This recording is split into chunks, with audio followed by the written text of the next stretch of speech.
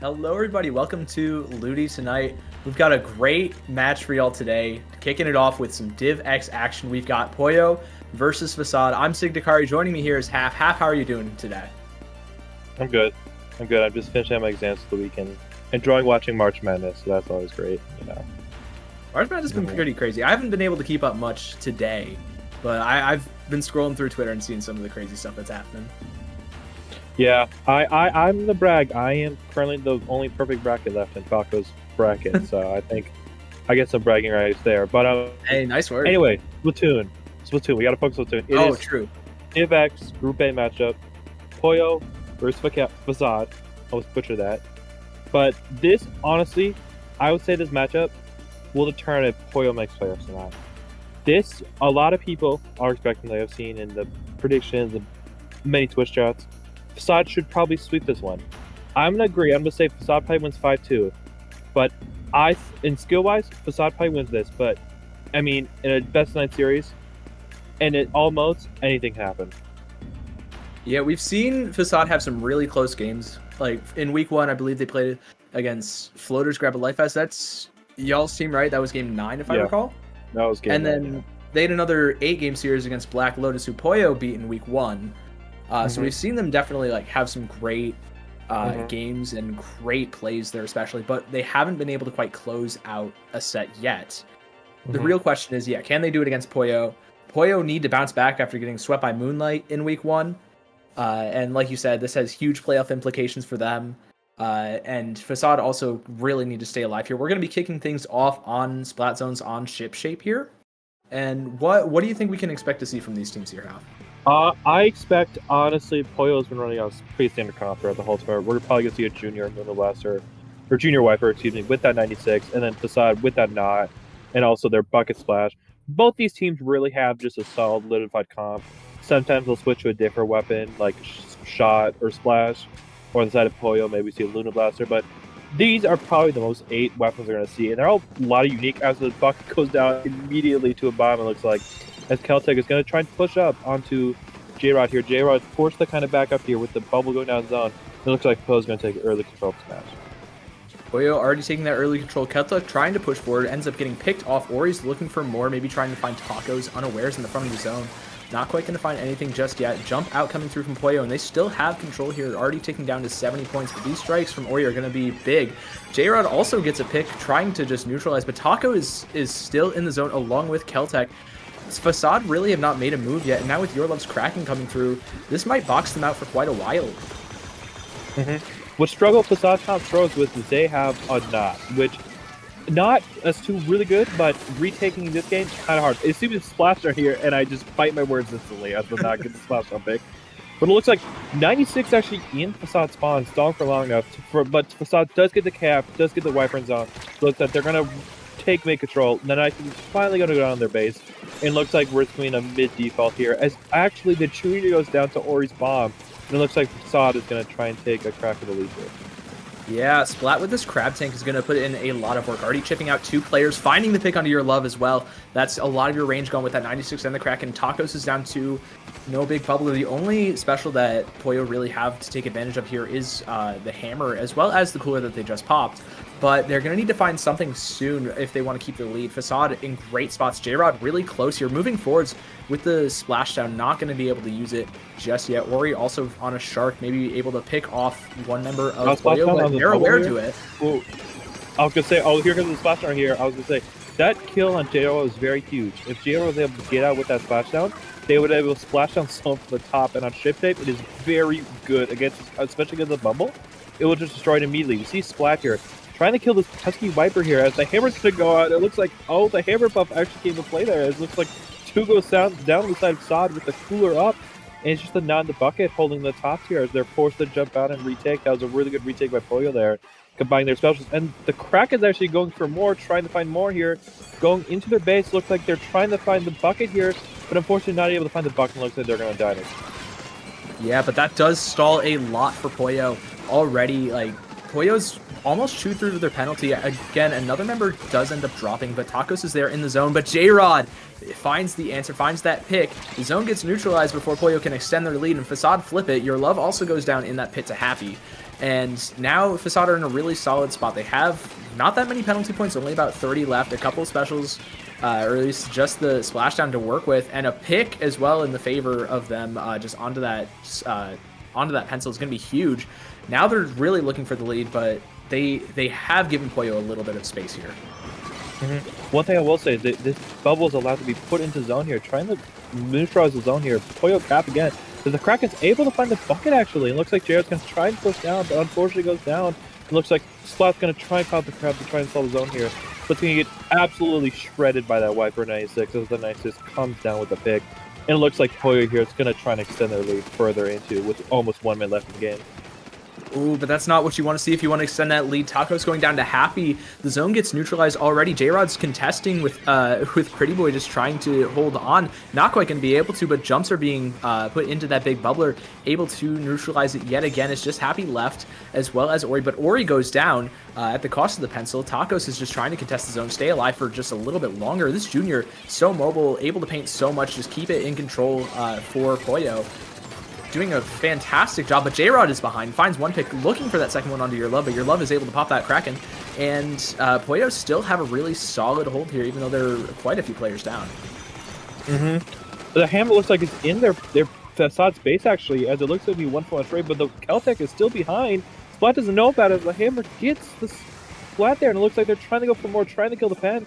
J-Rod splash down in Pollo's court, able to find one, and the Wipe's able to be taken down. Looks like a full wipeout on the side Facade, as long as Facade does not throw this here, as Ori's going to strike. That might have been a little bit too early on the strikes right there. It looks like Pollo's going to have one last chance to try and retake the zone here with as little specials as they have.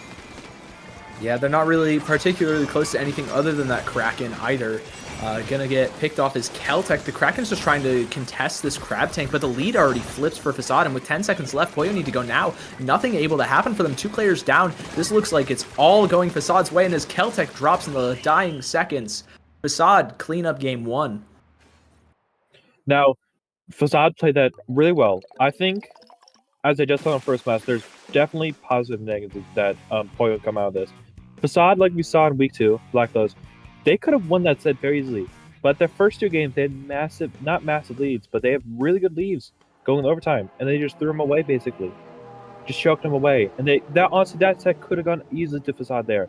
As we see, honestly, Pollo's comp really good at creating as much chaos as possible. There's multiple times in that match where we, like as we just saw right there, the 96 in Facade spawn, we saw the Wiper in Facade spawn, we saw the Junior just running around. And that's what Pollo wants to do. They just want to take Facade off guard, try and make them take 1v1s that maybe they're not favored in, and just make Facade just play crazy, and maybe they can mess up sometimes. Pollo had a really good push there, but unfortunately they just all went down at the end without any cooler and very little specials. Yeah, that really sealed the deal for them right there. That early pick on that retake onto, I believe it is not Your Love, it's Pretty Boy, Sky, on that pencil. Like you said, it sealed the deal. It really allowed Facade to establish their hold a lot more. And even though the strikes were super deep and a little bit early for the hold, it worked out excellently, just forcing a lot of the players from Pollo back, not able to really capitalize on maybe the early use of the strikes or any space that other specials like the Kraken could have created on the retake at the very end. But now we're going to move on to Rainmaker. I believe we saw Humpback Pump Track. Definitely a big change of pace here. And we could possibly see Pollo switch from the Wiper to the Neo Luna. I could see that, but I think Wiper is just really good at Facade comp.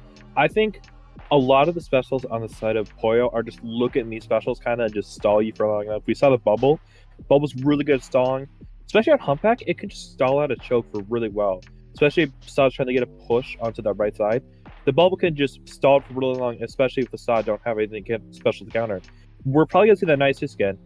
Kraken's really good again on this map because there's only one choke point, and many teams will just stack a lot of players towards that one choke point, and Kraken really clear a lot of space. And then finally, Hammer, which is probably going to be on that Wiper, Luna Blaster Neo, really got a good buff. And honestly, I could see a Hammer throw coming in through this game that maybe wins the game for Pollo. I wouldn't doubt it.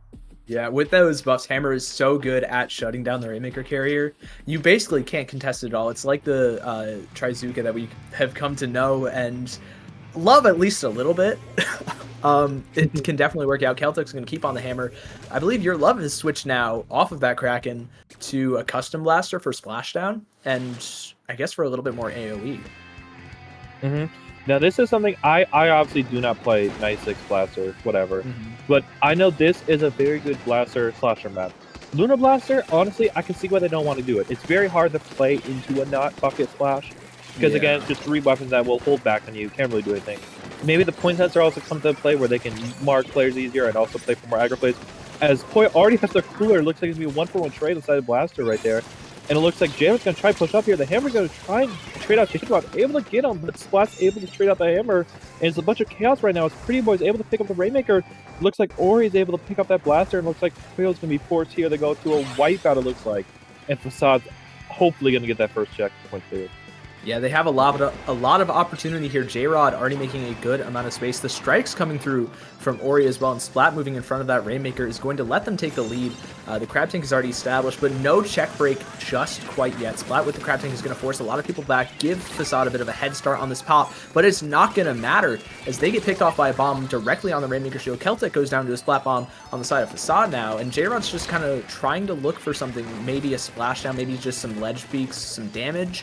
Just try to allow Facade to gain an advantage here. This flank could be pretty big. Your Love doesn't seem to be aware of it, but with the point sensor coming through and Celtic going down, they have the comb, but they don't have the man advantage. Tacos, on the other hand, has forced a lot of people off that Rainmaker and has forced the reset. J-Rod goes down, but pops a splashdown, and Facade just kind of get a little bit of a reset here. But as you see, the Custom Blaster able to push up, able to find 2 right there. It looks like the Slasher Ori's going to hold their ground here in mid, not letting Pollo move up. The ball is going to be forced back on the side. Pollo with Splash fighting in front of it. The strikes are able to be canceled out of the bubble. And looks like Facade here is hopefully going to be able to get the first check here, especially with 2 down the side of Pollo over here. And it looks like they do get the first check, but the Slasher going down. Yep, and they're close to a couple of specials here as well. The Crab Tank and the Splashdown are the really big ones. However, the Splash-O-Matic does end up going down here. No Crab Tank on deck. Pollo already have blitzed into zone. However, with one member going down, they might have to stall out a little bit. Pretty Boy picks up that Rainmaker, and now they're trying to find a push of their own, but Ori finds one, gets a second one with Happy support, and Your Love is super low. Happy finds that one as well, and J-Rod and Splat are there to clean up the Rainmaker. Pollo really can't get their foot on the gas at all here for half. Well, the problem is that Facade's sticking really well together over here, and they just cannot get through. They cannot take 1v3 against Facade right here. As J-Rod able to get the splashdown in, and it looks like that was just a distraction for the Rainmaker to get in to get the 13, which on this map is amazing, but again, it's Rainmaker. You can't really say any lead is safe at any point. It looks like here, Pollo already pushing up, and it looks like they're not going to get the first check as Happy is able to get the Rainmaker right there. Great angle from Happy, able to pick off that Rainmaker, stall out, allow Facade to kind of get back in and find a lot of picks, force Pollo back into mid. They've done that great, and Your Love ends up getting picked off, traded out for Ori. J-Rod's able to kind of space out Tacos here, though. That range advantage from the Knot is working fantastic. Splat tries to rush down the Sniper Rider, but, you know, if you give them that much time, it's a little bit tough to find the pick there. Now, Pollo do have control of mid, but Facade, again, they have a massive lead here. They're close to Splashdown and kind of close to strikes, about 70% of the way. So this defense is going to have to be, this is going to be a pretty tough one for Pollo to break. But there's J-Rod there again, being a pass in mid, able to find 1. It looks like the juniors also going to force to go down. It looks like Ori's going to clean up that Bowser right there. And it looks like Facade again is able to hit mid right there as Celtic tried to clean it up, but unfortunately dies inside of Pollo. Pretty Boy also going to be called out, overswing there a little bit. You know, he's already in almost the pace of Pollo right here, trying to force him into the corner. So it looks like Tacos and Your Love are forced right here to lurk and almost kill the Rainmaker. The Ram's going to play slow here. Facade does not have to push over here. We see Your Love trying to push the Rainmaker, able to find the 1. J-Rod also there, able to find J-Rod. Looks like Ori's still in their base, however. And Your Love is going to be forced to back up and try and clear it. As Ori is able... Oh my gosh, he survived that and able to get another pick. It looks like Pollo is almost on their last life here to win this game. Yeah, they get maybe 1, possibly 2 big pushes left, and they have 2 specials to try and keep space. J-Rod is sharking on that left-hand side. Good spot out there. Not quite able to find anything, but does stall a little bit for Facade to get back into mid. Ori is already trying to find a shark, but Your Love clears them. And Tacos and Celtic already have a lot of space set up around this checkpoint. The big bubbler is already invested. The Hammer finds 3? in the spawn. Oh my goodness, Keltec. That's going to give so much space. The respawns are coming through. Keltec already on top of this Rainmaker checkpoint. Yorlov jumping in too. This could be exactly what Pollo needed. But unfortunately, the splashdown there, the two arms decided to knock on the ledge to kill that crab. That would have been massive. As it looks like it's only two on the side of Pollo here. Pretty Boy's going to be forced back up. Looks like they're Facade's just throwing bombs on the side of here. Yorlov's unfortunately been able to go down, trying to find an equalizer on the side of Pollo. It looks like Pretty Boy's here just trying to play log in, trying to stall, but that's maybe not what you want on the side of Pollo. As Facade argues their cooler up, and looks like they have two more specials online. Yeah, there's one of the specials already popped. There's Tri-Strikes. Tacos pops that big bubbler, finds two. It's just Captain Happy left, able to find the pick just through everybody. Shuts things down. Facade have gotten themselves a bit of a 2-0 lead here to open up the set. That puts them in a pretty comfortable position. Now, honestly, I think Facade that ending could have been really bad for Facade. All of them respawning. But honestly, on the side of Pollo, I think we talked about how they can create as much chaos as possible and they want to go fast. But at the end there, the Rainmaker still had like a good amount of time, maybe 25 seconds. And all you need is to leave 13. So it's not like a big gap jump right here. You see, if the Rainmaker just waited there for the pencil to peek out, the pencil could have died there. And this could have been a different story right here, especially with no specials on the side of Facade. So I think Pollo, I think they need to, again, create chaos still, but like organized chaos. They cannot just be running in alone, taking fights with themselves. I think the bubble is going to really help them creating space, but they also cannot just let Facade just like outgun them most of the time, because a lot of times they're running into mid, just running in the mid, running into three people, and Pollo was never able to get a push off at the very end. Yeah, like you said exactly before, chaos is the aim of the game for Pollo, but nobody really cleared that top right area. Very, very good spot for Pencil to play in, and we saw it work beautifully for Facade. But now we're moving on to another map that has several great pencil spots in Museum de Alfonsino and Clan Blitz at that. This is going to be a bit of a tough one for Pollo. They only really have the Kraken to get in if they, can use that, or maybe a hammer toss. We saw a hammer throw last game, so I mean, win for a hammer there. But I think this map is going to come down. It's a very long range hammer map. You mentioned the pencil, but also Facade has a knot. Knot is really good at open space maps where it doesn't have to fight close corners against like a Wiper or a 96. So I think this is going to come down to how aggressive Facade wants to get and how like maybe they want to control mid and get those specials, because like we saw, when they control specials, they don't have specials, they are able to force themselves in, especially when they got the lead 13. We saw J-Rush just run in there and splash down. Yeah. So I think Facade can know like, hey, Pollo has played aggressive. We can just sit back and we play together. We'll be able to get a lot of pushes, and especially on this map, it is very easy to just steamroll like 100 to 30 and get that really good score. And most teams only score like 1 to 2 times with that because how big it is. Yeah, let's see what Pollo can do to answer here. Locking in. I'm curious as to what we're going to see from them. We've seen a little different iterations, and we see another one here. Keltec on that Stamper, and Yorlov switched over to that Vanilla 52. Meanwhile, Facade's going to be rocking the same thing again. Not quite changing, sticking to their guns at this point. No reason not to switch off of them, but maybe this could be the answer for Pollo they're looking for. Maybe the Gal able to fight. Oh. Well, the Gal's not doing much. I think honestly, I like the confidence from Pollo. I think I just talked about Knot, how Knot's really good at this map, and then we just pulled out Stamper 52, which are really good into Knot. I really like this. I also think Zipcaster on the side Stamper, especially with Pollo's playstyle, can create a lot of distractions for Tacos that aggro bubble, like they're doing a lot this game. As we see a replay of the 52 DC. Oh, fantastic! But I really love this chomp page. I think if Pollo wins this match, I think they will probably keep their comp. They're mostly the same. Maybe Stamper and Wiper change around, but I think 52 really good into Facade's comp, especially with that wall and how just like it could be another distraction set for Pollo. I agree with you. I think that Gal's ability to fight is definitely going to help them out a lot more. Like you said, the wall's going to be massive. Knot can't really shred it that easily unless it can use a bomb before, but then it has to charge up right after. It has to drop the charge to toss the bomb, and so that could lead to a lot of stalling out for Facade here. I kind of like the ideas as well. Stamper, incredible just anywhere, but this is probably one of its better maps as well, especially with Zipcaster being so good. I do agree. I think Again, like like I said, this map is very easy to snowball, especially beside Pollo. When you have a bubble, it is very, very snowball because you can just stall for Yeah. so long with that bubble. You can have a gal just sitting there throwing balls.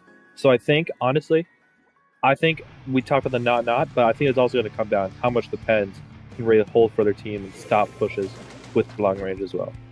Those pens are going to mean a world of a difference here, especially, you know, dealing with a lot of these aggressive front lines. If you can absorb that pressure, kind of be more like a sponge rather than bend and break really easily, that just gives so much ability. That just gives so much flexibility for your team, and it's going to work out great. We've seen Facade do it excellently.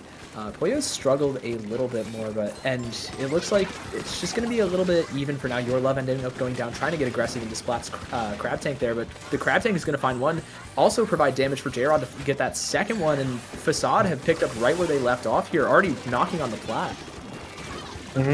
Unfortunately, right there, is Pollo just got there cooler. They also ran in, and then Facade was very happy to see them in their base and just said, "Welcome into our open arm. We're gonna kill it. We're gonna splat all you guys."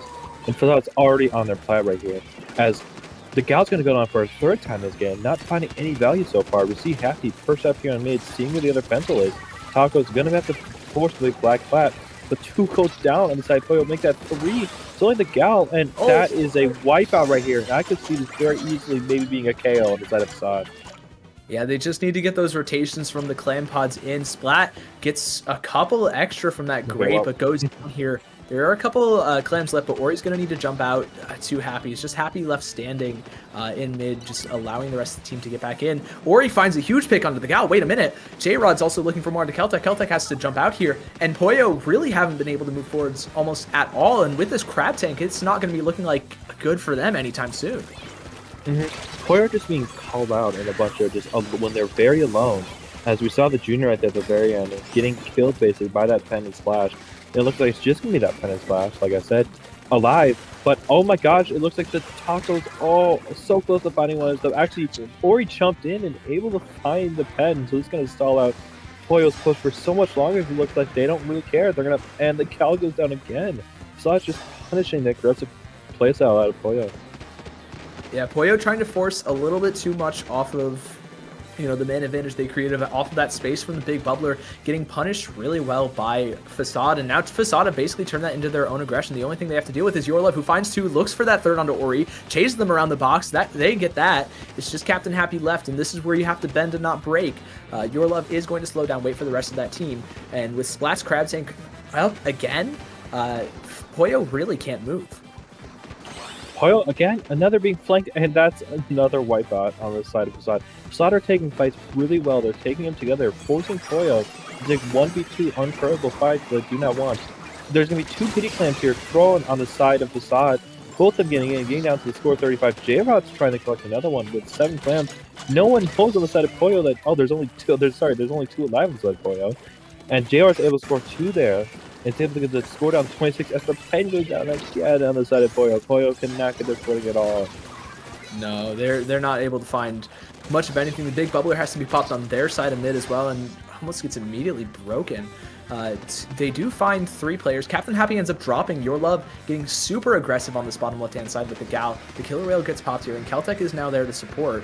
They have a power clam, a second with the pity as well. Looks like they're going to try and jump that, and Keltec with that zip cache drawing the crab's attention, but J-Rod immediately just flicks and shuts it down, and with 2 other players down here, Pollo really can't get anything going. Facade have basically fully retaken their plat. They're moving into mid from the looks of it. The jump coming through from Keltec isn't going to find anything either, and Tacos is forced to jump out. J-Rod's already on plat?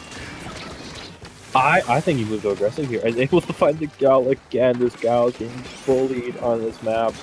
And unfortunately, by the now right there, Pretty Boys. Oh, I thought he was going to go out to the strike, but they're not going to be able to. Looks like it's just 3 up on the side of Facade here. Make that 2.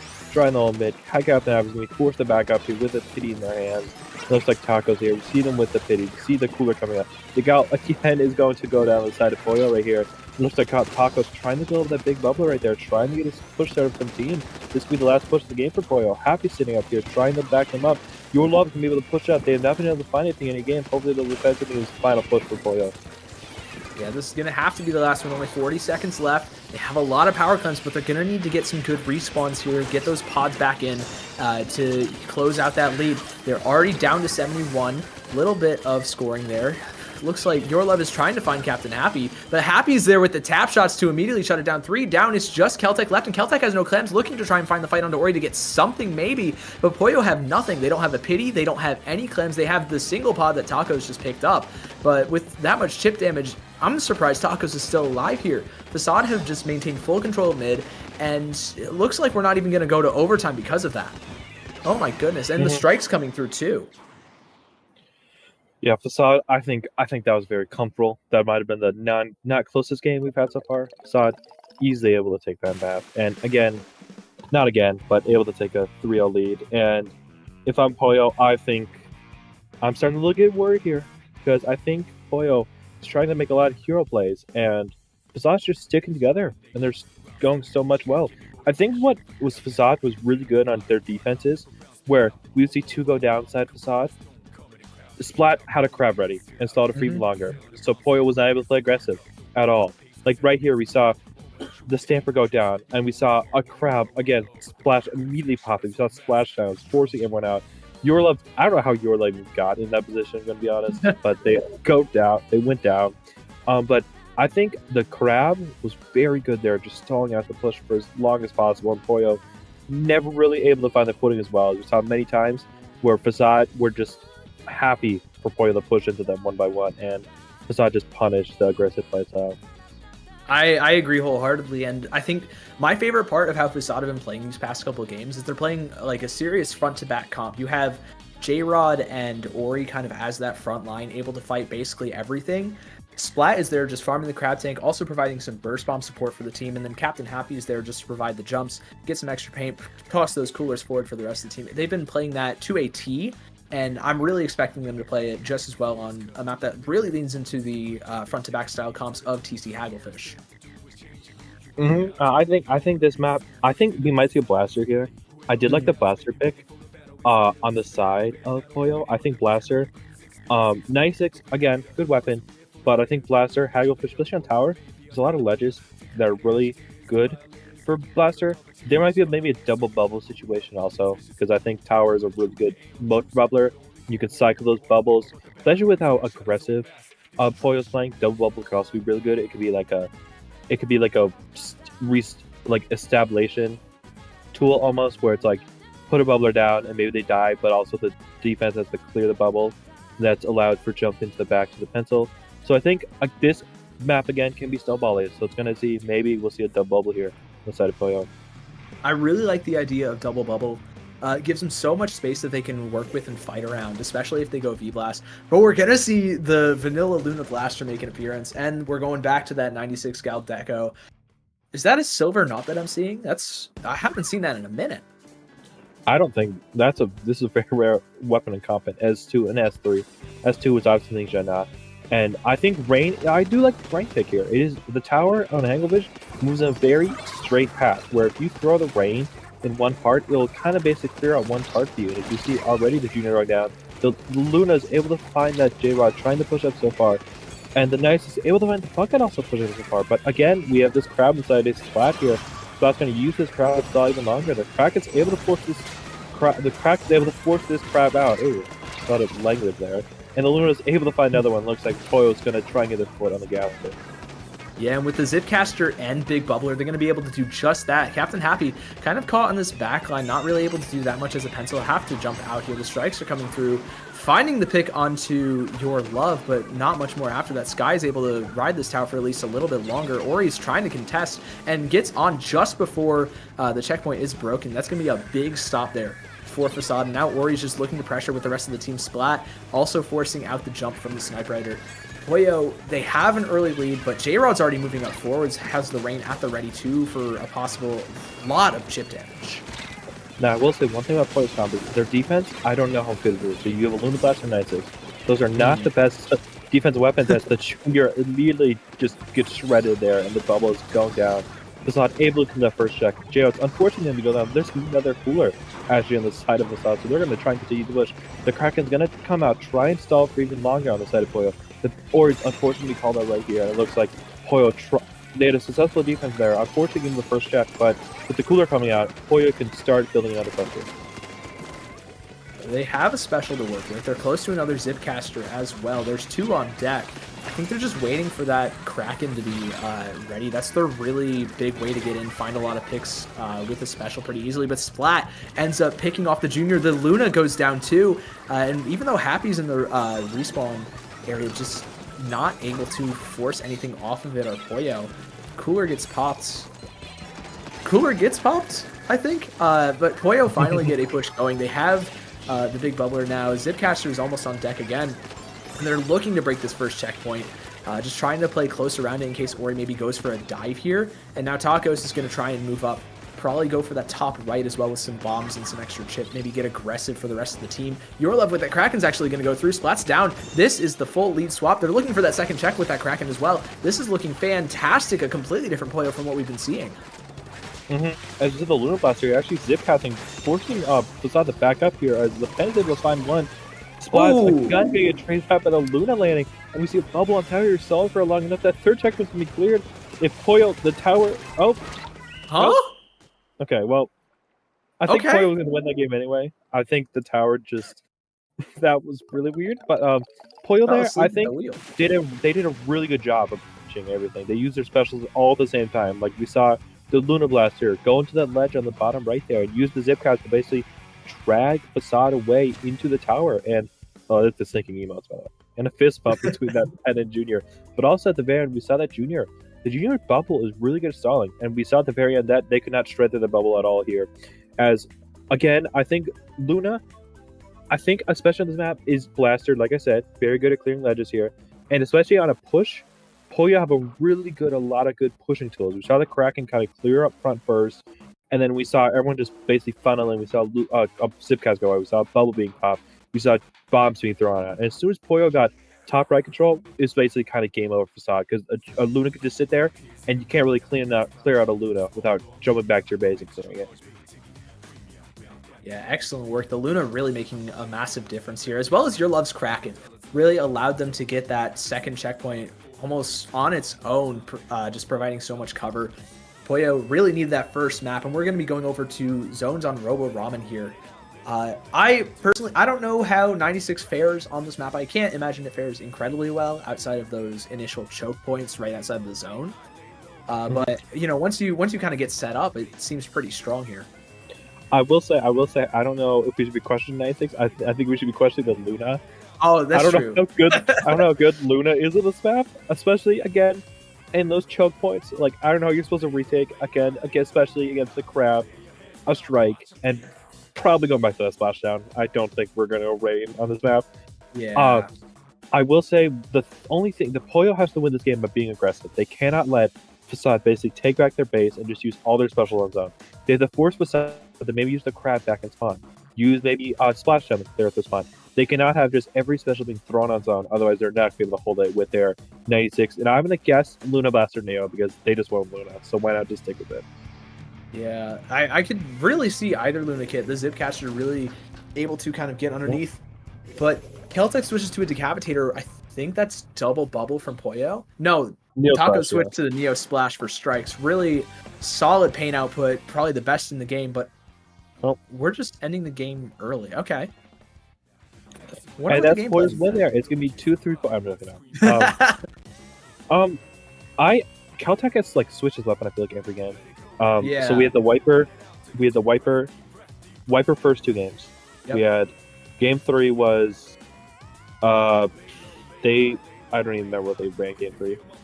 I know they restarted Luna. Game 2 was Rainmaker. Oh, you're right. Game 3 was it was Stamper. Oh, Stamper. Okay, yeah. I was like, what is happening? Now we're doing Decaf, so we're bringing out all the swords here. Yeah.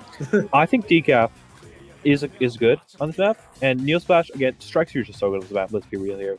You can literally just strike the zone across, and most of the time will cap. So I think, especially on the side of Pollo, I think their bubble maybe was getting shredded too much, and Tacos didn't really like that. So I think they're just going to counter the strikes, and also maybe they're getting tired of the crab, so they may want to strike out the crab easier. And also just we saw sub saver in the side of the splash, so maybe we're going to bomb at the crab. But I think still, in order to win this game, I think Pollo has to fight up. They cannot let Facade use all their specials on zone. They have to at least force out. They have to force out a crab most of the time, because crabs are also getting strong on this map, because you can just sit on that glass part and they basically shoot the whole thing. I also think sharking. Pollo hasn't really been sharking a lot, so I think if they get away, I think they could shark freely in this map, because Facade really isn't expecting the sharks. So I think the decaf, really good weapon sharking. I think Pollo can win this map. They just fight like they've been doing all set basically. Yeah, it's just a question of really winning those fights.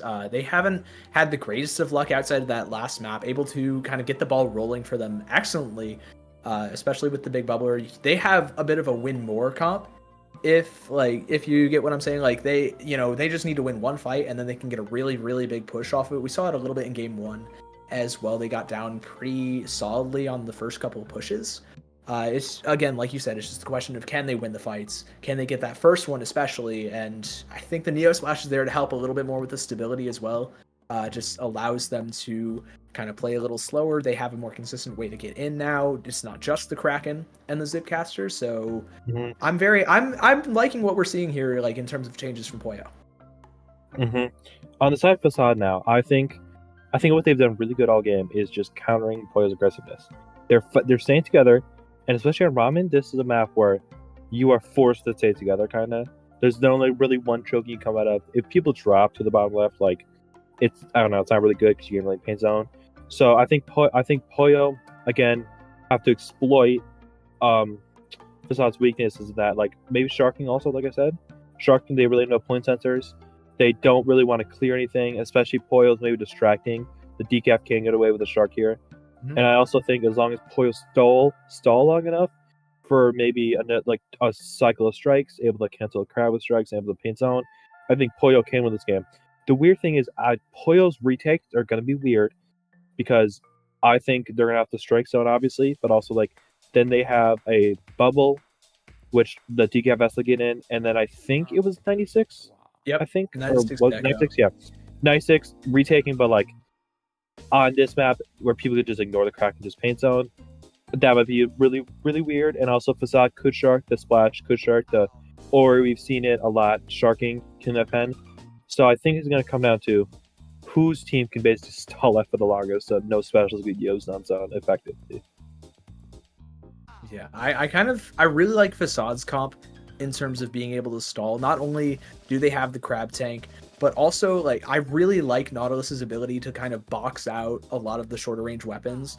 It plays really well into the Splash-O-Matic that really can't move in without special, and really doesn't want to on its own either, just because it doesn't have that ability to fight as well.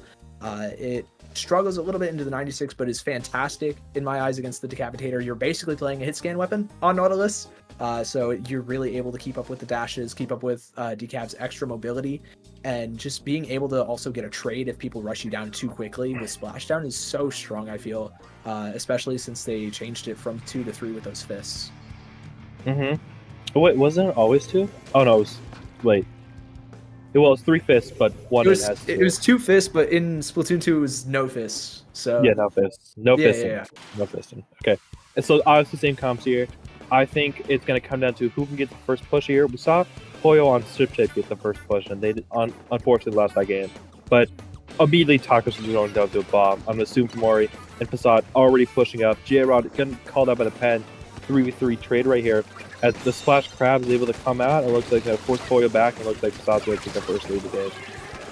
Ori ending up getting traded out. Your Love coming through with this Kraken, gets J-Rod on the end of that charge, and now looking for a little bit more, maybe onto Splat, but no, the Kraken's going to run out, getting spammed out by a few bombs, able to stay alive, not for very long, though, as Happy finds the shutdown. Keltec with that big bubbler is going to cause a lot of trouble for Facade here. The strikes are going to come through just to answer it from Ori, but not really able to do much else except for capping the zone. This game has kind of stayed a little bit more tame on the scoring side until really now Facade's able to get a real good crack at it. J-Rod just making so much space on that top right. The zone gets neutralized, but not for very long. And Facade, they're just continuing to extend the lead with this crab tank up on the glass. J-Rod did a really good job right there, stalling for long enough for his team to come back with cooler, and Ori able to find the splash there. I think the splash is cooler, I do not know. The crack can be popped in the side of Pollo, hoping to find this bucket right here, out of their spawn. Ori able to get out, but look at there, the splash is still in Pollo's spawn. Splat is trying to do more, able to find a chippy fight against that nice hit, and it looks like Pollo might just get KO'd here, especially with that splash going down, and on the strikes to the side of Facade, this might be a Facade win.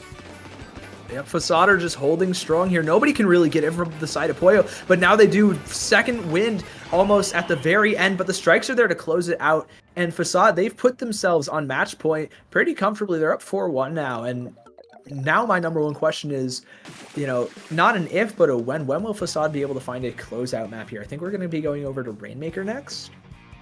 I think it's pretty solid. Rainmaker, I don't know. But I think Pollo, I think why they've struggled a lot on this map is because they're staggering a lot. Like on Museum, the reason they got shot, because they staggered a lot on defense. And on this map especially, you do not want to stagger on your defense. Because you cannot really solo strike the zone. Strike's obviously good on Robo Ramen, but by itself can't really do a lot.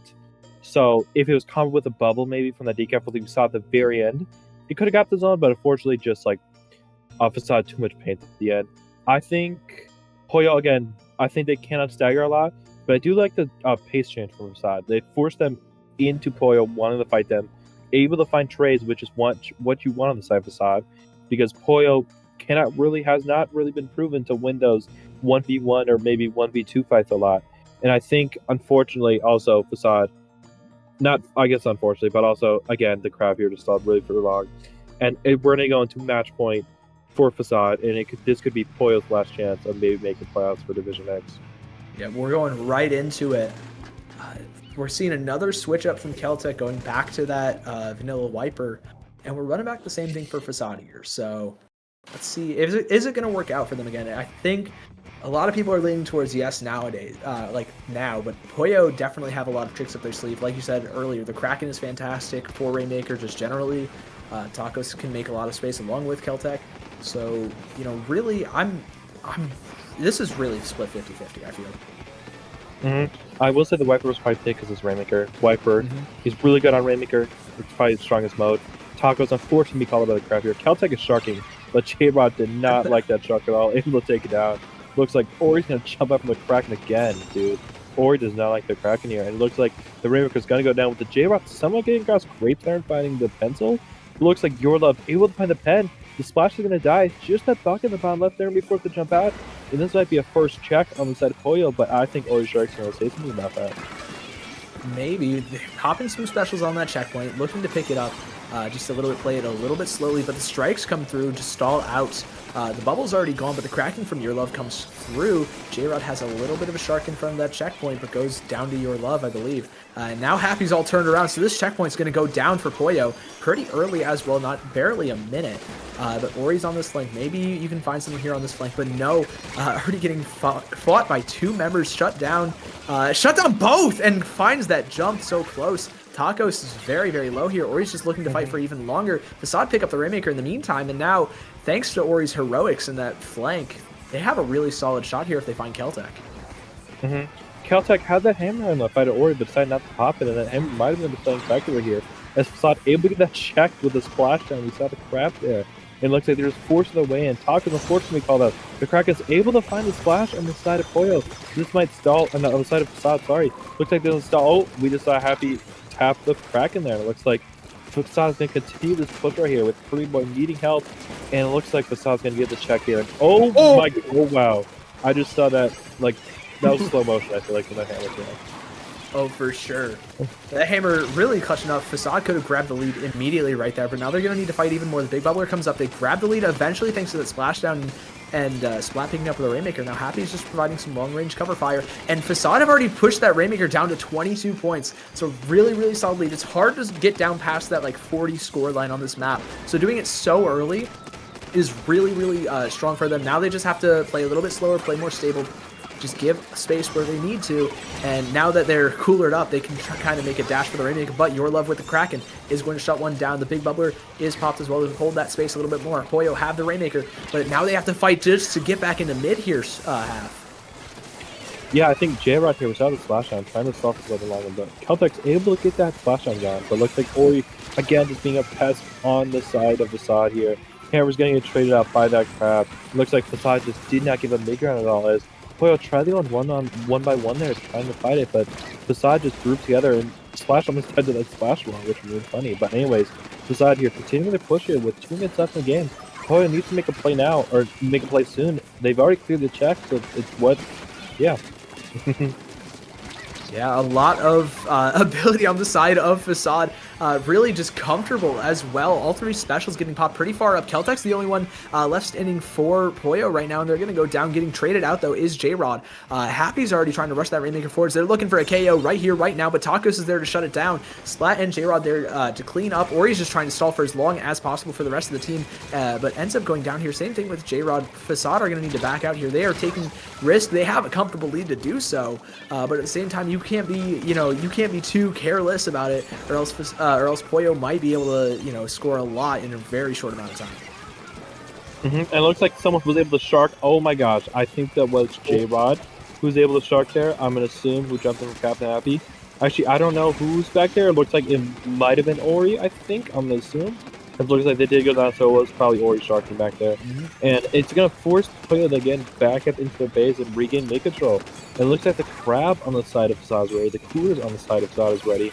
Everything's ready on the side of Facade. It looks like Pollo's going to try and make a last-ditch effort here to try and push something, force something in. It looks like Splash is going to try and avoid that Kraken, but it's going to go down to the Wiper. J-Rod's fighting on the front, able to trade it out, but it's going to go down to the last 20 seconds.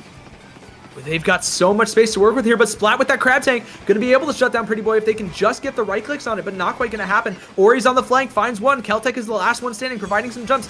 It looks like Your Love goes down. The Hammer can't even pop the Rainmaker as the rest of the team rushes, and Facade, they have found themselves a win. They just need to hold this Rainmaker. They have finally gotten a win and shut out Pollo, as good as shut them out from the playoffs here. Now, technically, both these teams can still make playoffs, but it's like very low percentage, especially with like the base going. But honestly, I think that was a very clean round of Facade. I think Facade played more of a team game, where I think Pollo played more maybe hero gameplay. I think Pollo tried to force a lot of things, and Facade just did a really good job sticking together. Ori with a massive double here, actually, to stop the Pollo. I think Pollo really had a good chance again. They cleared the checkpoint, unlike Humpback, and especially with a bubble, they could have gotten into the lead of 22. We saw the Kraken here, able to find that splash, but Happy, as we saw at the very death camp, able to tap that Kraken, and unfortunately, it looked like also their backline, their Pretty Boy and Keltech could not stall for long enough, and Facade was able to get to the lead down 22, and from there, they honestly just controlled mid for a lot of the game, and with that very cinematic hammer throw, I will say. But I think Facade, throughout the set, had a really good controlled mid. They didn't really overextend. They let Pollo make the mistakes and overextending them. And I think this is a very clean win on the side of Facade. Yeah, they were really able to shut down anything that Pollo tried to get going. Whether that was the Hammer Heroics or the Kraken just trying to make as much space as possible. Facade have done a fantastic job. They've gotten themselves on the board as well, and that's going to put them into Frikpi in week 4. It's going to be a pretty tough one for them to play against. Frikpi coming off a 5-0 win against Black Lotus, and also establishing a little bit of momentum for themselves, but it's going to be a pretty good set to watch, I'd imagine. I do agree. I think, as you see the standings here, there is still room for a lot. There's 2 teams at 2-0, and then everyone else is 1-2. So I will say Group A has been very good at playing their matches. So there's not really a lot of, as I do say that, as our team used their reschedule this week. So I just jinxed ourselves, I feel like. But I think Group A will probably decide in this next week. I think it will come down to that Floated versus Pollo game. And also, I'm pretty sure, like we saw there, Moonlight, Black Lotus also play next week. So next week, Group A is really going to be the deciding factor of who makes playoffs out of Group A in DivX. Yeah, it's going to be exciting to watch for sure. But as we kind of wind down for Div X here, we are going to be moving on to, I believe, a Div 7 game casted by Rocket and Carnival, Downshift versus Day Old Sushi. Pretty exciting one, if I do say so myself. I love Downshift's logo, by the way. That looks sick. I still remember Day Old Sushi from my lower days, so it's also there. But I'm going to throw it over to you, like you just threw it over to me. Now I'm going to ask, where can they find you I don't want to puncture your name, so I'm just gonna let you say your name itself. You can find me basically wherever the Splatoon community is at Sigdakari, like you see in the right here in the bottom right of your screen, whether that's Blue Sky, Twitter, Discord, Twitch, any of that. I'm that Sigdakari, and where can everybody find you? People can find me just half SPL on Blue Sky. Not really a lot. I don't really tweet anything. I'm just there, present. You can also find me on Falco's March Madness group, winning it. I think currently I haven't checked recently, but yeah, so that's good. And honestly, what a fun set from DivX. Yeah. Happy Thursday. It's not even Friday yet, so honestly, good lead in to I'd say the weekend. And thanks everyone for watching. I would say. Yeah, we'll kick it off to a short break. We'll be back with some Div 7 action after a few short minutes.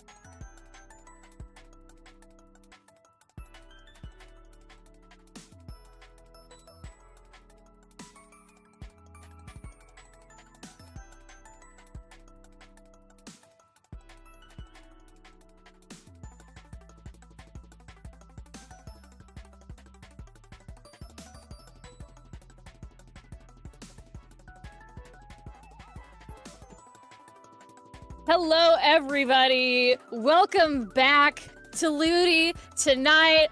It's me, your boy Carnival, from various other areas like Under Pressure, off the dial. I am going to be joined tonight by my buddy, my buddy from another tournament organization, Rocket here. I mean, hey, I'm in under pressure too. Maybe just across the way, just I guess in terms of blocks, yes, because I mean it's usually just like a block 1, block 2 thing. But yeah, we're finally here now together, so let's get things going here. But more about the match than us. We're looking at Div 7 matchup here between Downshift versus Day Old Sushi. This is a Div 7, like I mentioned, Group D matchup here, and just taking a look at the implications in terms of what this match means. Taking a look at both these teams so far, Downshift are, I believe, a team that is this kind of under a different name. You're usually known as Driving with Influence here, and looking at the record, they are currently 1-1 with both their matches already been played. Looking at Day Old Sushi, they have only played one match, and that was a loss initially there. So they haven't played their round 1 yet, so there's a lot on the line for both these teams just to keep themselves in the mix for playoffs, especially since, as you see there, Coconut Crabs has dropped. So there's still a lot more games to be played in terms of just trying to stay in that race, but yeah. Yeah, it's gonna be some fun games that we have going on tonight. And like the last round that y'all watched for the Div X, it's gonna be same old map list. We're going to ship cargo go splat zones first. Let us get right into it and let's see what these two teams have to offer us for the first game of this set. I see a decav, I see an S-Blast, and an edit, and also I believe that is the E-Leader scope with the Nautilus. We've got some very interesting comps here. I'm excited for it. Yeah, for sure. Interesting to stick with that decap despite the nerfs. I do love to see it, though. Could cause some damage, but unfortunately does go down early here. You see the E-Leader on the side of Day Old Sushi just trying to see if searching for targets, as Day Old Sushi are the one in control of the zone. You see the S-Blast going down now for Downshift, just trying to get control. There's a little bit of a splatling duel here. Cooler being popped from Day Old Sushi as well as they try to find their footing, as Downshift are just trying to get into the zone in any way they can. Yeah, like you said, trying to get into the zone as much as they can. They do go 2 down there, unfortunately, but that edit is holding strong, providing the jumps for their teammates on the bridge like they should be doing. And as Day Old Sushi loses control here, they are in a 3v3. Downshift manages to take control of the zone, but they do go 2 down. Day Old Sushi is also 2 down here, though, and unfortunately, Downshift loses control at the last second, giving Day Old Sushi the opportunity to cap zone once again. Yeah, you see Cooler being popped from Downshift, and Blueman's Booyah Bomb is online as well. Might not even be needed as the decap's bubble goes in right there. Booyah Bomb now being placed as well. All the specials that Downshift had initially are being used. That will get them the zone, as well as Ahmed's Crab just to boot as well, managing to find a pick onto that Octo Shot, managing to secure a very strong map presence for Downshift, continuing to get more picks, as well as the Zap now being staggered on the side of Day Old Sushi. Now in a great position here. Downshift can easily extend this lead beyond their current 58 mark. Yeah, with Satario right here with the decap, doing the best to keep control of that little corridor that Day Old Sushi is going to be funneling into, or trying to funnel into. We see that their shot has broken free, unfortunately does go down. Downshift still in a super strong position to just continue holding this lead as much as they possibly can. We are down to less than 20 ticks before Downshift is able to win this, and with Day Old Sushi just going out one after another, they're staggering, and with that, I believe Downshift does take the first match of this set. They were a little on the back foot there for the first couple of minutes, but they really managed to pull it together and just absolutely obliterate Day Old Sushi in that last couple minutes. Yeah, and that was just let on just because of Downshift's patience. I mean, you mentioned it. They were pushed back initially, but eventually they were just building up an opportunity, and that opportunity came when you had that decav in control of the zone with that bubble in play. You also saw the Booyah Bomb and Crab just go out pretty much simultaneously as well. Literally all the specials of Downshift just went in complete order there. 1, 2, 3, 4, and just like that, you see the players of Day Old Sushi just unable to just stay alive alive during that. Keeley, Imad's crab as well, you saw there, get that Octo shot, and Keeley just continuously provide more pressure. You see another crab from Imad as well. You see how much space it's being created there and how many picks they're able to get off of it, or at least assist on some picks. Just so much space, so much presence being made by Downshift. Really left no opportunity for day-old Sushi to try to muster up a counterattack. Yeah, you can't really, like, do anything when 4 specials are rearing their heads against you and the rest of your team is down. So, honestly, day-old Sushi did the best that they possibly could in that situation. When faced with the 4 specials that Downshift had to offer, just taking up so much space in mid, it was honestly a surprise that day-old Sushi didn't get a wipe out there with how, like, well-coordinated Downshift specials were. Yeah, for sure. And now we can see if this will continue into a very different map mode completely, I feel like. Humpback Pump Track Rain, a lot more close quarters here, a lot less space to really work with here, a lot more chaos, and I love this map in particular because I have harped on it time and time again. I just love chaos. I love the Gladiator Coliseum it has. There's just so many different places you can really go out, so many different fights and scrims. It almost seems like a Clam Blitz match just because of how many fights can go on just out of nowhere, out of everywhere here. But Keeley getting past that bonk after getting that checkpoint is going to be key. It's so difficult to do so without a coordinated push. Let's see how these two teams are going to try to get that done here. Let's see if there's any weapon changes to boot. We do see Kai switching over to that Dread, which I do love a lot. On the other side, Luna Blaster and Shot. I love to see that because we're seeing a lot more Neo Luna Blasters nowadays, Carney. We really are. Like, I genuinely haven't seen this many Neo Lunas in like 5 ever, dude. Rocket, I am just so excited to be able to be here with you and commentating these amazing matches, these amazing players. Day-old Sushi has the advantage here in the first couple of seconds of the match. They're going to grab the Rainmaker here, make their way over to the checkpoint, and it's Tatario with the steel chair.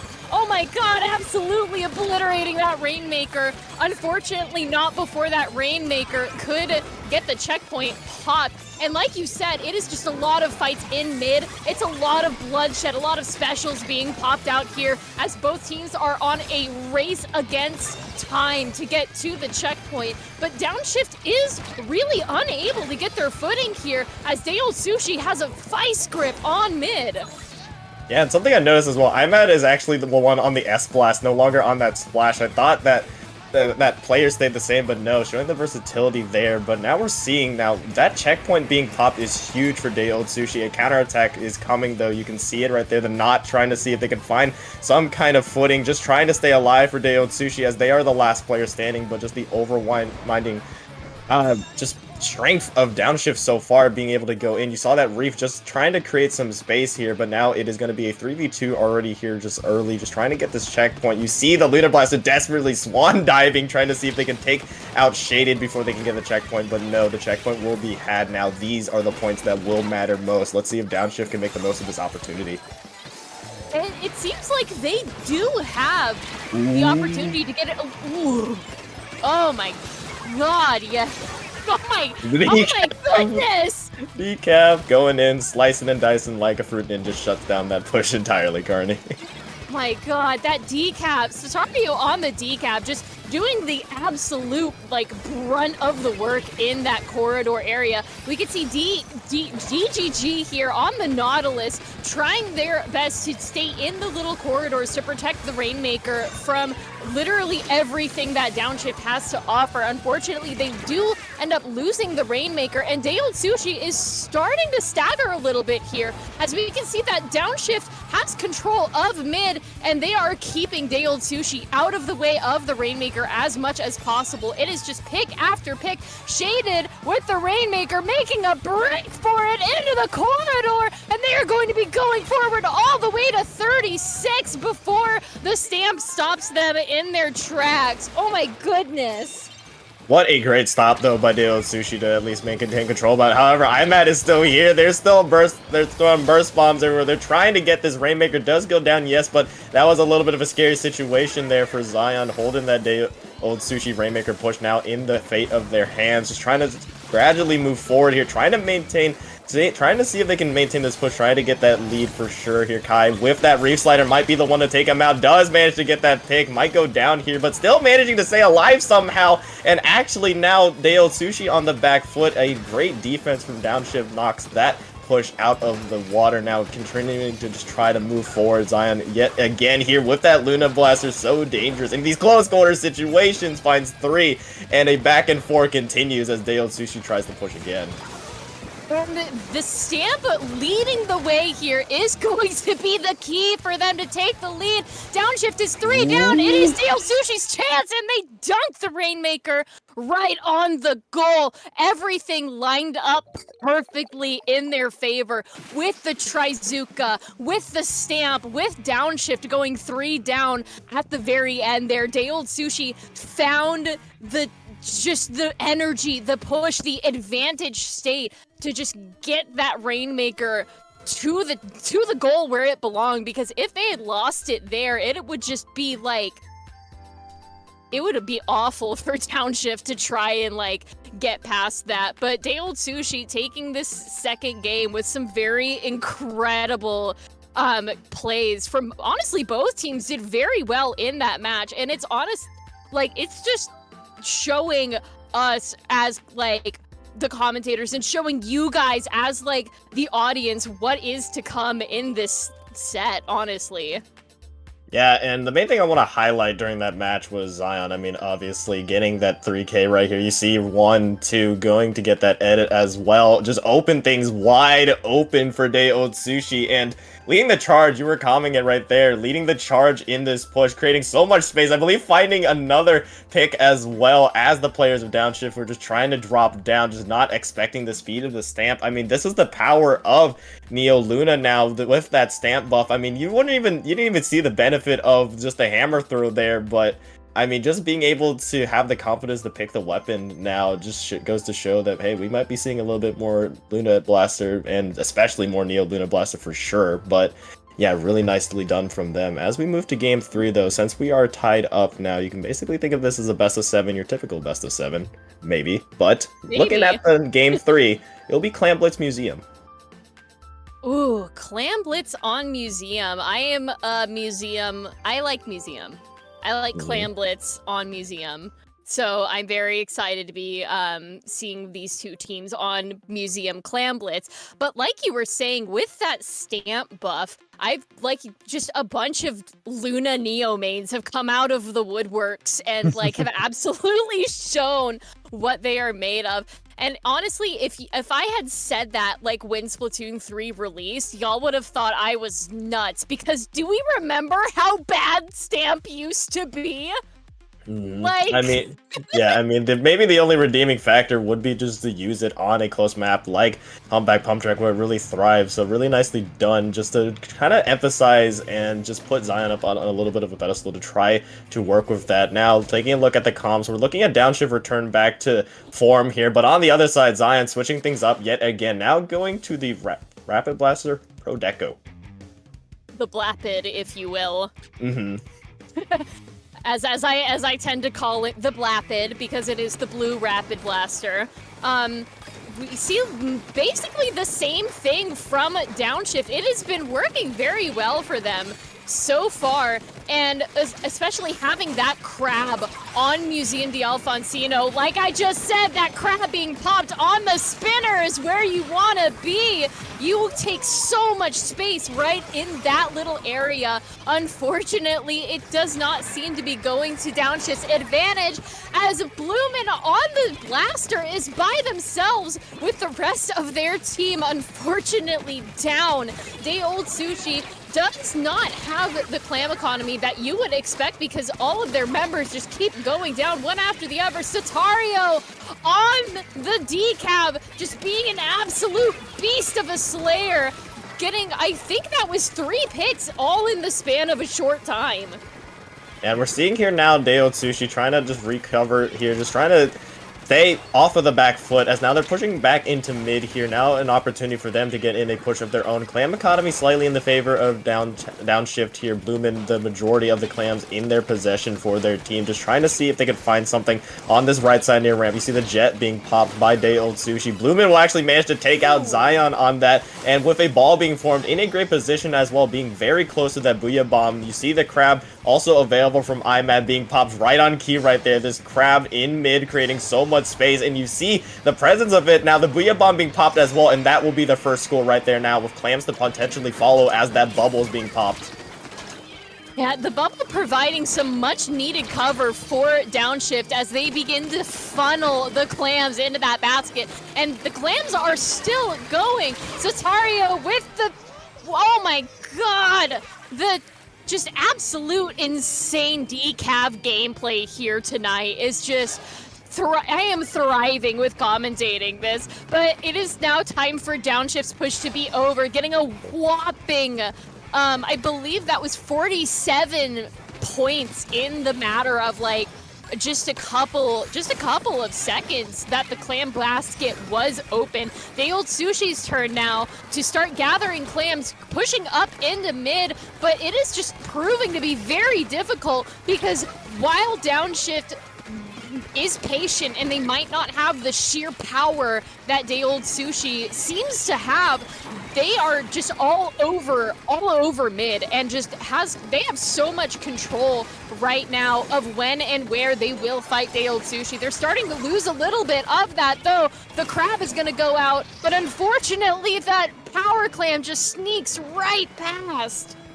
Yeah, the power clam on the right, however, they doesn't look like there's going to be much follow-up unless Zion has something to say about it. They do manage to find a pick there. Unfortunately, now going down to Shaded there. That push will be lost by Day Old Sushi, but the key factor of this as well, that pity will now be gifted to Downshift, who definitely does not need more clams, at least if you're on the side of Day Old Sushi. You already see right there, Shaded has a power clam now with a pity to play with as well. Things could prove to be dangerous and spiral out of control here of Day Old Sushi. Lose mid here, which they are definitely not trying to give up. You see now the trip strikes going in. You see Zion actually managing to go down there in the pen, just trying to see if they can find anything, just force back as the members of Day Old Sushi fall left and right. Now Downshift looking on the offensive again, and right on cue, IMAD is right back there in mid with the crab. Right back in with the crab.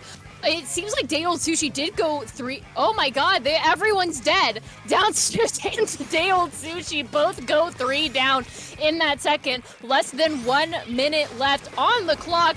Downshift has control of the clam economy with 21 clams in their possession and the lead under their belt. They just need to get those clams into the basket or kept away from Day Old Sushi so that way they are not able to get a push going. And with Day Old Sushi's members going down left and right, it seems like they are just at a loss for words and clams here as Downshift is just keeping control. They are clam hoarding, which is exactly what you want to be doing in these last couple of seconds to ensure that your team doesn't accidentally go down. And they are now on the platform with the spinner here, and it seems like they may be trying to put a couple more clams into that basket. I'm not sure if they're holding on to them, but there is only 5 seconds left, and it looks like we are back into overtime. Day Old Sushi has 1 power clam and 1 special online, but 2 down. Oh my goodness.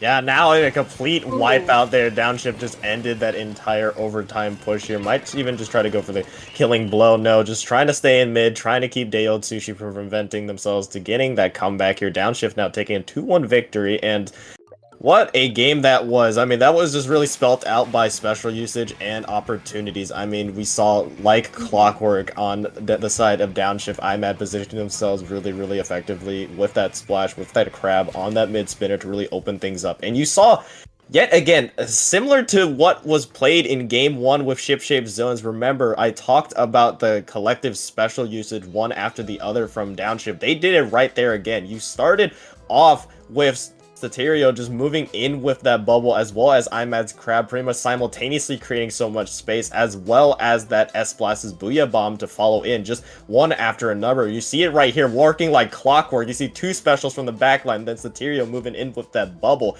Just so much space being created. On the other side of Day Old Sushi, when you take a look at their weapons, you have the Octoshot's Trip Strikes, you have a Splashdown and a Jetpack. Those weapons might not be able to create space really on their own. They're mainly there just to try to get picks. Really the only one to create space is the T-Tech, or the Octoshot, I should say. But yeah, really just difference in specials there, but Downshift was just able to do it a little bit better there, managing to take that one. And now, moving to Game 4. Game 4, Hagglefish Market, Tower Control. What a classic, honestly. And like you said, special usage in these past couple of games were imperative for Downshift's success, for Day Old Sushi's success. It was just a question of one team out-specialing the other, and that's really, really gonna show on a map that is just so open as Hagglefish Market is. I'm expecting to see that crab back. I'm expecting to see the splashdown. Anything that can really take out those backlines too is going to be very important, because the backlines do have they have quite an advantage on Hagglefish with the positioning that they can be in, honestly. Yeah, don't be surprised as well if Imad stays on that splash for that crab, maybe just staying on tench, being so annoying to really deal with here. But Keely, another choke point to mention, at least the choke point that comes to mind immediately for me for Hagglefish Tower Control, would be that second checkpoint. You were basically leveled with the other team there, but you have to take that elevation platform first. If you are on the offensive side, you just really have to get to that spot first and really just make sure that the defending team doesn't have any time to set up, because I mean, obviously you don't want the defending team to set up, because that choke point is notoriously really hard to go through for a reason. Just elevations, disadvantages throughout. We're seeing a little bit of a weapon change now from Day Old Sushi, now going with the Neo Splash for Zion to have those trip strikes there, and now Kevin switching over to that V-Shot. Yeah, and the V-Shot does have the Trizuka, if I remember correctly, and that is going to be very helpful for Day Old Sushi, because now they have, with those strikes coming out almost immediately, oh my goodness, but Day Old Sushi does have a very decent special on their side now with the Trizuka, so I'm expecting to see a lot of usage out of that if they can ever get it up, because Downshift is just being an absolute freaking menace against Day Old Sushi. They are already at checkpoint 1. We see those Booyah. That Booyah came out just right now. Downshift does go 2 down here, and Day Old Sushi is going to take the tower and force it back into a neutral position. As we can see, Kevin trying the flank here, unfortunately does go down to the Decapitator. Very, very sneaky moves from Kevin trying to get that Decapitator. Unfortunately not getting much. A direct from the Trizuka. Oh my goodness. You hate to be on the opposite end of that. Yeah, but I'm on this splash, managing to try to find one, maybe trying to find another, but nope, managing to jump out as the rest of Downshift and the rest of their comrades come in to help clean up that kill. Still, though, in this match, neither team has been able to get that first checkpoint yet. Maybe being able to change that is Downshift. You see that crab being popped, quickly being shredded, though, as the S-Blast go down. You see 2 players on the flank by Day Old Sushi, managing to clean things up on the end, and that being a delayed wipe. Now Day Old Sushi has some space to work with here, maybe get some points on the board. Now you see the trip strikes just buying a little bit some time. Blueman maybe trying to take this fight here, but so far the special usage, a double is found though from that Zuka. A 2-for-1 trade, you will take that every day, as still Day Old Sushi are now trying to work at that first checkpoint here, but so far neither team has been able to get it. Maybe that fate could change now though. Yeah, it seems like Day Old Sushi is really holding their own on the tower here. They're only really menaced by that edit.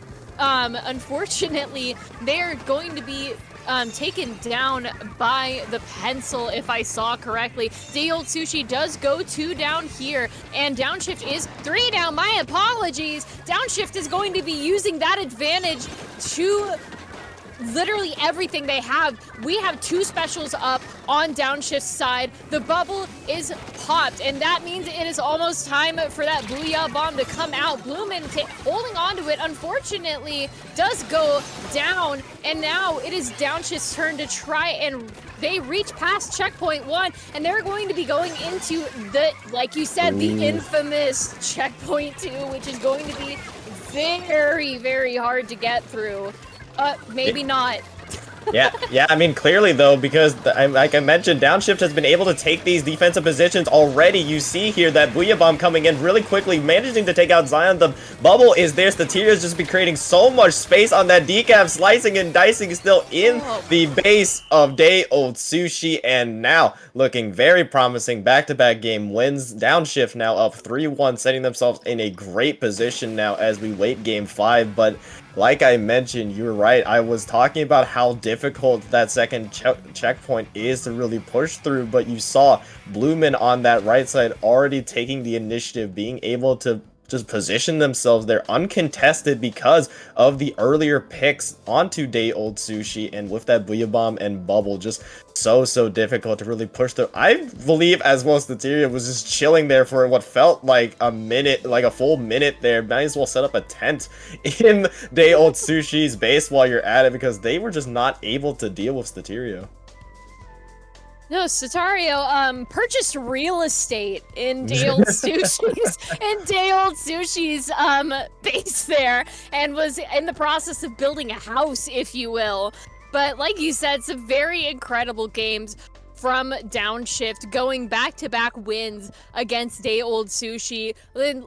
Like we've seen this entire set, it has just been a question of who has the most specials at once and who can pop them in the most strategic manner. And it seems like Downshift has got the formula down to it, but we'll see even more of that with the Robo Ramen Splat Zones, which I'm very excited about. Yeah, I mean, you mentioned it, the absolute flow of the specials that Downshift has, the formula you so speak of. I mean, all 4 of the specials on the side of Downshift play their important role. You have, yet again, I keep coming back to it because it's just been the key to Downshift's victory. That's just been their formula. You saw it at the very end as well. You saw multiple specials going out, just creating so much space that Day Old Sushi just has not been able to respond with yet. I mean, you saw throughout all 4 of these games, I believe Day Old Sushi has just experimented with just seeing what they can really run. I know in particular Zion has been switching with a bunch of weapons there, but they need to find something, and fast, because this set is starting to get out of control for them. But I mean, I did see a lot of good there, especially on that flank initially. I believe it was like the second push, they were able to get 2 players around that left side, trying to get that flank and force that delayed wipeout. It was just unfortunate missed opportunity, as their firepower, the firepower from Downshift just provided too much for Day Old Sushi to get that one. But now game 5, Splat Zones, Robo Ramen will be our game 5. Kai going back to that Dread, I like that for that reslider. On the other side, back to E-Leader, Zap, T-Tech or Octoshot, I'd say, and now the Knot. Yeah, like they were going back to the, I believe, the specials that they had in the very beginning of their match. And as we can see here, both teams unfortunately do go 1 down, 2 down on either side of these teams. It is just a battle for mid in these first couple of seconds here. Oh, yeah, I hate to see it. Downshift taking temporary control of the zone as they try to get more of a grip on it. Day Old Sushi takes control of the zone and grabs that early lead out from under Downshift. The specials are being popped from Day Old Sushi. The Dreadringer has the reslider, goes in, does not manage to cap the zone, but manages to get 2. Oh my god! Yeah, really nicely done there from the Dread. That is the power of Reslider right there. Just instantly being able to create so much space with it. Now IMAD on the S-Blast yet again this time here, turning themselves up on this elbow. Unfortunately, the decap does fall to a stray bomb, but the lead will be taken on the left. You have the specials there from Downshift to provide so much space. You saw the Reslider go in. Unfortunately, is taken out, but that Booyah Bomb does find one. Day Old Sushi, though, are trying to get in as quickly as possible to prevent this lead from spiraling out of control, and they will. You see the cooler initially popped, and that splashdown finding finding another. Day Old Sushi now back in business here, but so far it is Downshift has set it off to a really good pace. Let's see if Day Old Sushi can recover. That Day Old Sushi here trying to get into Downshift's like main platform area, which is a very, very good thing for them to be in because they do take the lead as Downshift is unable to retaliate. That Nautilus just holding space really well and taking a lot of the control from Downshift, but Downshift is able to cap that zone rather quickly, and they're going to be going forward. Satario with the decab, sharking in the zone, gets the splashdown, mid-air, gets another! Oh my god, they're on fire!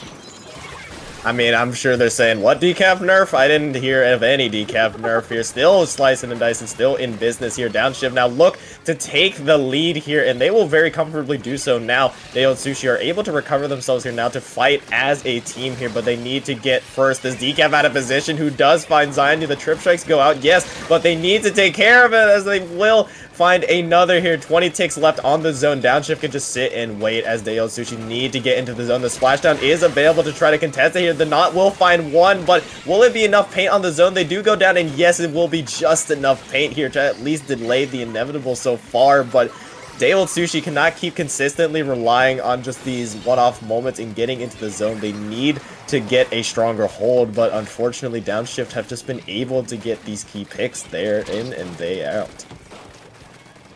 Like you said, Day Old Sushi cannot keep relying on stuff like that. Oh my god, I'm so mad we didn't get that on camera, whatever that was. We just saw 3 go down on Day Old Sushi. Cesario here, you just cannot contain this guy. The decaf nerf did not apply to Statario, obviously, because they are just getting pick after pick on Day Old Sushi, but Day Old Sushi has the zone now. They're going to try again to move forward into Downshift's area. The Reef Slider is online. All of the specials are basically online for Downshift, and they are going to be taking all those specials and using them to cap the zone, and they do indeed, giving Day Old Sushi another unfortunate penalty that they're gonna have to work through if they want to win this match. Yeah, but now being put in a little bit of an uncomfortable situation, Day Old Sushi now have their elbow back, maybe trying to push into the zone as it's just 2 members of Downshift still standing here. Now an opportunity, you see the Nautilus just chilling on this left side, maybe trying to see if something can happen, maybe somebody dropping in, but they see 2 players, now 3 players down quickly for Day Old Sushi. Although they've been able to get into control of the zone yet again, they're still losing players, unable to take it, and Satirio just being able to camp all these jumps, managing to find more, chasing these last 2 players here. Unfortunately does go down, but space is created, and now with 20 seconds left, a desperate opportunity now for Day Old Sushi to try to get in. The splashdown is there, will find Shaded a key pick, yes, but the Reef Slider is still alive and kicking. There it goes out right now. We'll find 1, but that might be a wipeout there. Still finding more picks. We'll find 2, but now this is your overtime hold. 5 seconds left. You have 1 last chance for Day Old Sushi here to stay in this game. They need to keep a hold of it. They cannot make any mistakes in this overtime. They're going to start working through it. It's Satario with the steel chair, taking down 1, 2, almost 3 members of Day Old Sushi as the rest of Downshift moves forward into the zone, trying their best to cap it.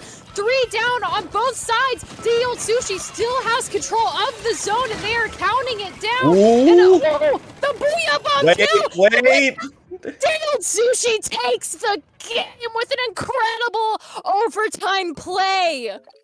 What a steal there from Day Old Sushi. Down but not out. Repeatedly kicked down but arised at the very end there. Stealing that one from looks like a very convincing Downshift victory. I mean, the stars were aligned there for Downshift. You had Staterio on that flank finding 2, looking like they found a way in, found an opening, but just not enough paint onto the zone as those players from Day Old Sushi just jumped in desperately, throwing themselves onto the zone, throwing all that paint out, but just were able to also, like you mentioned, cancel out that Booyah Bomb that you might have thought would have been able to get control of the zone. It was taken out of commission, caused causing that explosion onto the zone, painting it in Deo Sushi's color. And I mean, I'm just at a loss for words there. Wow. Deo Sushi with a heist of a game right there. Not only a heist of a game, during that last like couple of ticks that they needed to like win the game, they only had one player alive. One player alive, and they managed to just snatch the win right from underneath Downshift. Like, especially with all of Downshift's incredible plays, I feel like they did get overconfident in those last couple of seconds, and they just, I don't know what happened there. They stumbled and they tripped and they fell face first into a loss. Just a little bit unfortunate there. You have to play until the buzzer, but I believe initially Downshift did have a lot of their players fall in that initial push, just trying to see if they can get into that zone there. But Deo Sushi mustered up an Alamo typed defense there, just holding strong, and the jumps were just all coming in from both sides. Just unfortunately, they're just one key fight. The key fight went into Deo Sushi's favor, but I mean, Downshift still has the lead to work with. Pressure is still on Deo Sushi to try to meet their 3-game total, because now the Deo Sushi, they have a little bit of a pedestal to stand on now. They cannot rest, as Game 6 will await us here shortly. It is going to be Rainmaker Scorch Gorge. Rainmaker Scorch Gorge. Oh boy, what a map, honestly. Oh geez. It's honestly one of those maps where it's like, it's either going to be the most fun thing you've ever played in your life, or it's going to be the worst slog possible. And we can see that Deo Sushi is going to be, they're going to be staying with the same comp that they were staying with, except Kevin has switched back to the Trizuka, which I think might have been a very smart choice on their end, because with how big and open Scorch Gorge is, that Trizuka may prove very useful. We see Satario in the mid here going against Deo Sushi on their plat, just like a true slayer, honestly. Yeah, indeed, and with that space being created, now Downshift looks to move forward and just slowly but surely taking out players from Deo Sushi to fall here. Now working on this checkpoint, and there it is right there. Wasting no time, 40 seconds in already, and Downshift now looking for a great push. Shaded manages to find a Shark and Zion there behind, and now Downshift have a slight player's advantage here. Now they just need to work on this opportunity, but the pain might be a little bit too much, as Deo Sushi will get the pop. Yes, the Nautilus popping up here with that splashdown, finding Imad, and trying to create some space. Does go down, but still trades going left, right, and center. But maybe Statario trying to steal it. Nope, not quite. Ooh. As Deo Sushi hold up the iron wall here, just trying to hold firm. The iron wall of suction bombs, if I'm being completely honest with you. They're just using the suction bombs to move to clear the space in front of them, and then moving into the space where the suction bombs were, and it is working out very well for them thus far. The Trizuka going out, getting a pick, getting another, and that Rainmaker is going to be dumped on the checkpoint. Downshift still 2 down. Deo Sushi has the advantage here. They just need to get the Rainmaker popped and move forward just a little bit, and they do manage to take the lead. They lose the Rainmaker, but with a 17-point lead, that is huge for them. They have finally found their footing against Downshift, and they're going to use it to as much of an advantage as they can. That Trizuka does end up being canceled as Downshift begins the counterattack. They are moving forward with Statario's Decapitator in the forefront, trying the best to get the Nautilus out, get anyone out that they can, but they do unfortunately go down. Yeah, they do here, and still, though, plenty of time for Downshift to get back into this. They still have the match to be played left. You still have that Booyah Bomb in commission. Satirio unfortunately goes down there, and actually now the edit falling with that Rainmaker. 3 players down for Downshift, as Deo Sushi are not keen on giving up this space quite yet. Imad, yes, does find a exiting pick, but now pressure on Downshift yet again to hold here. Points after the first checkpoint are so valuable no matter what. That splashdown, huge though, finding two, but it's just a duel now. Rainmaker versus S-Blast here. Rainmaker will fall, a key pick there, stalling out Day Old Sushi's push by Bloomin. What a clutch pick there. Now, reset back to mid here, reset back to neutral here to see who will have control of the Rainmaker. Downshift's turn to attack. Oh my god, that was an insane play from the dribble splashdown. Downshift's turn to attack might not be coming quite yet as they do go 3 down. Once again, Day Old Sushi has the Rainmaker. They have control of the mid area. They have that Trizuka up. It is going to be popped, and they are not going to find any picks for it just yet. But oh my goodness! Day Old Sushi does go 3 down. Satario and the Decapitator just absolutely cleaning up the front line of Day Old Sushi as Downshift once again has control of the Rainmaker. They are going to be moving into mid, and they need to move fast because they are still down 17 points, but they just need to make it a little bit past checkpoint. But with the impenetrable wall of suction bombs, it is proving to be very difficult. Yeah, but all it takes is one push to change the entire fate. You have Staterio with that bubble, the Booyah Bomb. This combination of specials has proven to be working time and time again, but still the lead is in favor of Day Old Sushi. Just 5 away from getting that lead here. Rainmaker in a little bit of a peculiar situation as this fight will be huge here. If Downshift can get that pop and go in, they have the picks going in their favor. Just the Not and E-Leader standing. Now just the E-Leader here. Downshift have the lead. These points are so valuable now, down to 31. 31 is a very good lead to have now. 25 seconds left. Downshift now in the driver's seat. Pressure all on Day Old Sushi now, and Rainmaker in overtime is such a hard position to be in.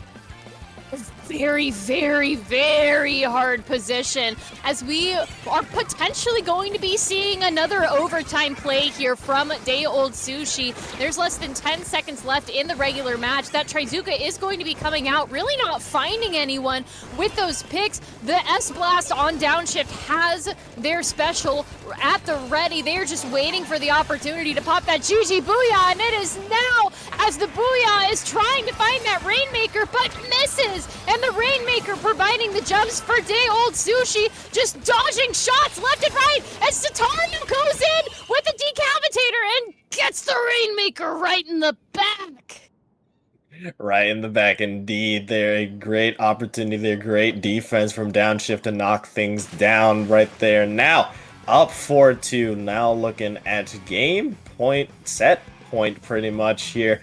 One more game, we'll decide this. Day Old Sushi now definitely on the back foot, sweating a little bit, I'm sure here, but I liked a lot of what they did on their initial push, knocking it down to that 50 mark to make themselves a little bit more comfortable here. But we saw a little bit of a flipping of the script. It was this time that Day Old Sushi that might have gone a little bit too comfortable because, like I said, all it takes is one push, and those picks eventually went into Day Old Sushi's favor with just the E-Leader standing. Just too much for them to really try to manage there.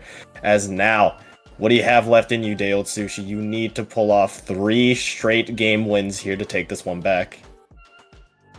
And honestly, who knows? They might just, but it's going to be very hard to do if they manage, if they manage to do it. I'm going to be speechless. But like you said, we're at set point. Downshift is in the advantage here with 4 against Day Old Sushi's 2. And as we're going to be moving on to Umami Ruins Clam Blitz, I am expecting to see special hell. We saw how excellent, I believe it was, oh my gosh, was it Downshift that got the Clam Blitz museum match, I believe? Yes. They did a very good job. I think that's what I was trying to segue into there. I mean, yeah, I mean, just kind of repeat that formula that Downshift has. I mean, Day Old Sushi was able to at least halter Downshift a little bit on museum, but you gotta remember, combination of specials. You have IMAD on that crab, you have the booyah, you have the bubble, you have the booyah. I'm just gonna keep repeating it because it just keeps proving to be true because Day Old Sushi have just been able to. Yes, they've been able to at least hold up until that point, but once Downshift has those specials, it's just a little bit too much for them. Now, with Day Old Sushi, with their comp, I did like that Zuka just for the sake of maybe just straight up deleting one of those specials and delaying that push here, but this is the time to dig into your bag of tricks. Day Old Sushi, what do you have in you? I'm pretty sure Downshift will stick with the same comp they've been running. Yep, on the other side, not Pen. Sloshing Machine, that's going to be new. They're still keeping with that, actually keeping with that Booyah Bomb, and now keeping with that Zuka still here. This is Day Old Sushi's last attempt here, just to try to see if they can force another game. What do you have? So, Day Old Sushi picking the slosh mode here on Umami.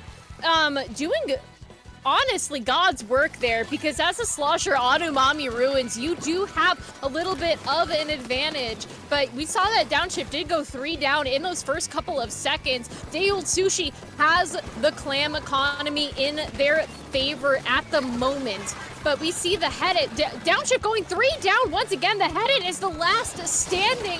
Day Old Sushi has the power clam, throws it in and takes the early lead, but they don't have any clams to follow it up, which is unfortunate. But they are going to try and build them as much as they can, but Downshift just holding the line there on their back, on their basket, the crab right where it should be on the dome, going forward into, shooting into mid. The sodas are out, everyone is just going absolutely nuts. It is an absolute just bloodbath in mid right now. Yeah, solid push, but still, you have that pity now gifted to Downshift, so now Day Old Sushi need to rush back on this defense. They're already in a good position to try to get that happening, especially with that key pick onto Staterio. However, the bubble has been placed. Shaded will break open that basket. Now, jumping back for that pity clam, you have to worry about that jump eventually coming in. If Downshift can try to hold this, you see the jump coming in right there. Will it find its way in the basket? No, not quite there, as Day Old Sushi has been able to clamp down and being able to hold on to that. They now hold a 1-point lead here, basically restarted back to the beginning of this game, but now pressure on Downshift to make the first move here. Day Old Sushi slowly but surely working up their way mid though, but they have to worry about Staterio in the background finding 1, and that splashdown though to even things out, finding 2 in favor of Day Old Sushi. Now, again, we're just seeing a lot of scrimmage happening in mid. A lot of scrimmage happening in mid, and Downshift has all the clams. Day Old Sushi does not have a single clam in their possession. Actually, I lied, they've got 2. They have 2 clams. Downshift has their main power clam, and I believe Downshift might also have a... Oh my goodness, Downshift goes 2 down in the moment. Day Old Sushi now back in the picture with the clams starting to be built. Oh my god, we see that sloshmo on the dome. The barrier is broken. Day Old Sushi has the advantage here. They need clams in the basket, but unable to find any as Staterio goes way out of their league. Underneath Day Old Sushi's basket, back them up all the way to spawn with the awesome power of that decapitator. Oh my goodness. I mean, I feel like that's just a matter of, like, they've seen what Staterio has done, and they're just giving them the respect there, but will manage to find the pick. Still, they have the lead, maybe not anymore if Downshift can take it. Yes, a couple of clans will find their way in. Staterio will find 1, finds themselves being the last player standing, but Downshift, now with that lead switch found, Staterio is found there, very nicely cleared, as still plenty of time to really work with if you're on the side of Day Old Sushi. You still have 1 ball in your possession. You have that pity clam as well to really work with here, but Blueman maybe just shutting that push right down, managing to find 2 there, as that map is very much pink in Downshift's favor there. A lot of space to really work with. And we see that Blumen has taken the dome for themselves as Downshift breaks the barrier. Once again, I'm on the crab, doing an absolutely great job of cleaning up the rest of Day Old Sushi. And just the clams are coming and they are not stopping. Downshift is looking to end it here and now. So we are already down to 15. They only need a couple more clams in the basket to win this. And with those jumps coming in, it's looking like they might grab it. Only 6. They need 2 more clams to come in. And with the 2 clams, IMAT is going in. 1 more clam. And they barely miss it. just a little bit too short, but still, that is a great lead for Downshift to have. Now, Dayon Sushi, this is not an impossible feat to do, but it is going to be super, super difficult. Now, set on the line. You have the balls in your possession. Now, no longer in your possession as two of them fall now a little bit out of reach from the players. The Tyrio managing to find the third player, and now just left to the pen, left to try to hold against the overmining wealth, just the effort of Downshift so far, the might of Downshift. 20 seconds left. Even force overtime here, you have to have that pity clam. The pity clam is there now, so you need to form some other clams as well to get this lead, because 70 is a tough lead to come back from. 10 seconds left. The splashdown is found. Now paint so much into Dayon Sushi's favor, but now can you continue this push? That is the major question as overtime looms.